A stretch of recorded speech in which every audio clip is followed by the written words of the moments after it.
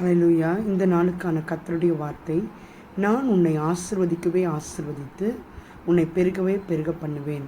எபிரேயர் 6:14. ஆமென். இந்த இடத்துல ஒரு ப்ராமிஸை நம்ம பார்க்குறோம்.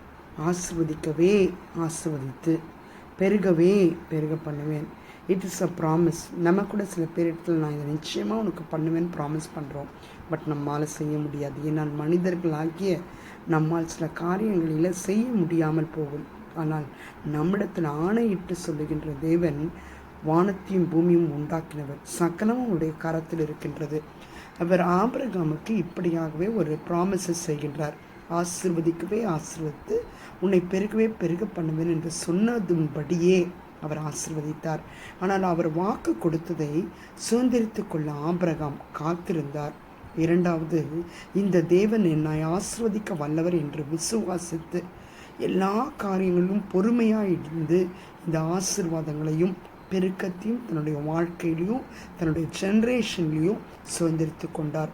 நாமும் விசுவாசிப்போம், கர்த்தருடைய கரங்களில் அடங்கி காத்திருப்போம். கர்த்தர் நம்மை ஆசீர்வதித்து பெருக செய்ய வல்லமை உள்ளவராயிருக்கிறார். ஆமென். இந்த வசனம் இன்று வாக்குத்தத்தமாய் நாம் பெற்றுக்கொள்ள கர்த்தர் நம்ம ஒவ்வொருவருக்கும் கிருபை செய்வாராக. ஆமென். ஹல்லேலூயா. God bless you.